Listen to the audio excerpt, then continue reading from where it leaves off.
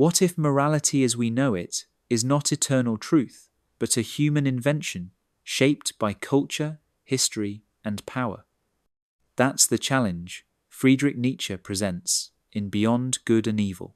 Published in 1886, it is one of his most influential works, a radical critique of traditional morality and philosophy. Nietzsche doesn't offer easy answers, but instead forces us to question the foundations of truth, values, and the way we see ourselves. Unlike other philosophers who built systems of logic, Nietzsche preferred to provoke, to tear down assumptions, and to leave us unsettled. Beyond Good and Evil is not a comforting book, but it is a powerful one. Its lessons push us to question our deepest beliefs and to take responsibility for creating our own values. The first lesson is Nietzsche's critique of traditional morality. He argues that moral systems often claim to be universal truths, but they are really expressions of human will, shaped by history and culture. The categories of good and evil are not absolute, they are inventions. Nietzsche warns against blindly accepting inherited morality, urging us to examine where our values come from and whether they serve us. The second lesson is the concept of the will to power. Nietzsche believed that beneath all human behavior lies a fundamental drive, the will to power, the desire to assert, create, and overcome. Unlike Freud, who later emphasized the will to pleasure, Nietzsche saw humans as striving not just to survive or be comfortable, but to grow, to master, to expand. This drive is creative, shaping culture, art, and philosophy. Understanding the will to power helps us see that much of life is about striving and self-overcoming. The third lesson is the critique of philosophers. Nietzsche accuses many philosophers of being dogmatic, hiding behind reason while serving hidden agendas. He says that philosophers often present truths that are really their personal prejudices dressed up as universal laws. For example, moral systems often reflect the interests of their creators. Nietzsche calls us to be honest about our own perspectives, rather than pretending to speak for eternal truth. The fourth lesson is perspectivism. Nietzsche argues that there is no single objective truth, but many perspectives. Each perspective reveals part of reality, but never the whole. To cling to absolute certainty is to ignore the richness of viewpoints. This does not mean that truth does not exist, but that our access to it is always shaped by perspective. For Nietzsche, wisdom comes from embracing complexity and being open to multiple views.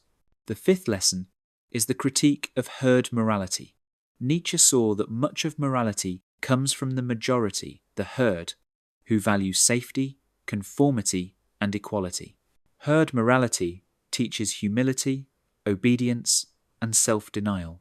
While this protects society, Nietzsche warns that it also suppresses excellence, creativity, and individuality.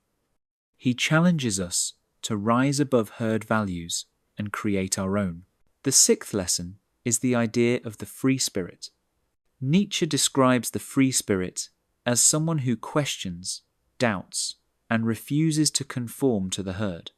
The free spirit is not bound by traditional dogmas, but explores new ways of thinking. They are willing to live with uncertainty and to create their own path. This is a call to intellectual courage, to resist the comfort of conformity and embrace the challenge of freedom. The seventh lesson is about self-overcoming.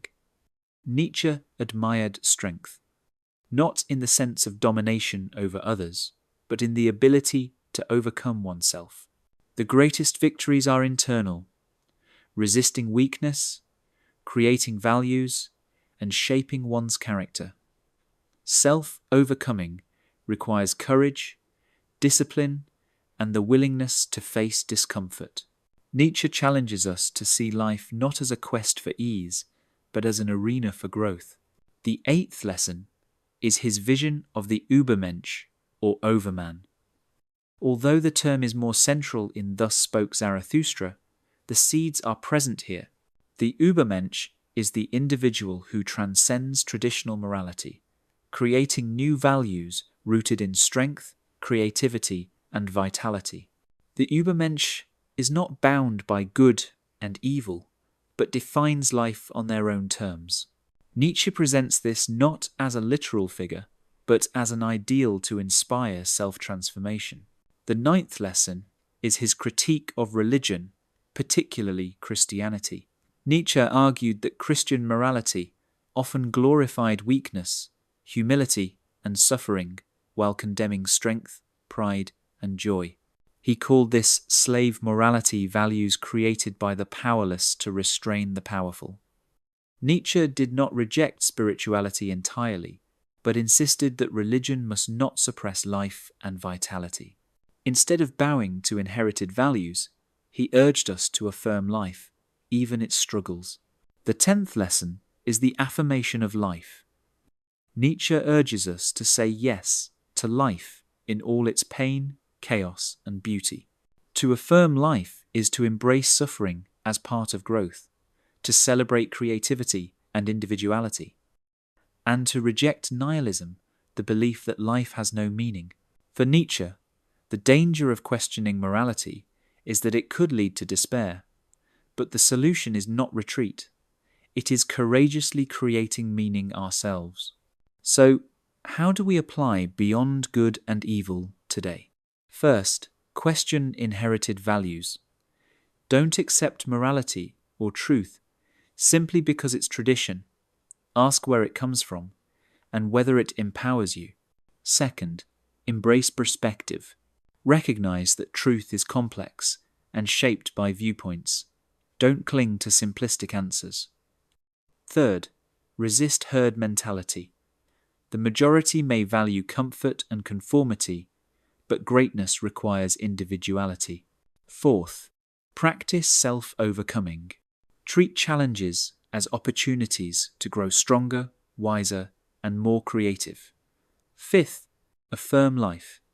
Instead of seeking escape from suffering, embrace it as part of what makes life meaningful. Sixth, strive to be a free spirit. Dare to think differently, to live with uncertainty, and to create your own path. Modern relevance is striking. In a world where social media encourages herd behavior, Nietzsche's warning is urgent. The chase for likes, trends, and group approval mirrors the herd morality he criticized. Consumer culture promises comfort and conformity, while Nietzsche calls for courage, risk, and creativity. In politics and ideology, people cling to absolute truths, but Nietzsche reminds us of perspectivism, that truth is many-sided, and humility comes from recognizing our limits. Even in personal life, Nietzsche challenges us. Don't settle for safety or ease.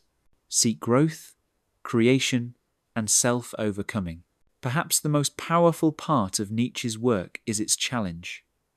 He does not comfort us, but demands that we take responsibility for our lives. If morality is not handed down from heaven, then we must create it ourselves. If truth is shaped by perspective, then we must broaden our vision. If suffering is inevitable, then we must use it to grow. Nietzsche's voice still echoes because he forces us to confront life without illusions and to affirm it anyway. The big takeaway from Beyond Good and Evil is this: do not accept morality as given. Question, challenge, and create. Life is not about safety or conformity, but about courage, creativity, and affirmation. Nietzsche calls us to move beyond good and evil, not into chaos, but into a higher responsibility, the responsibility to shape ourselves and our world. That was Beyond Good and Evil by Friedrich Nietzsche, broken down into its most powerful lessons in under 10 minutes. Which idea resonates most with you questioning herd morality, embracing perspectivism, or the challenge of self-overcoming? Share your thoughts in the comments below. And if you enjoyed this summary, make sure to like this video, Subscribe to 10-Minute Books and ring the bell so you never miss our weekly breakdowns of life-changing books. Thanks for watching, and remember, meaning is not inherited, it is created.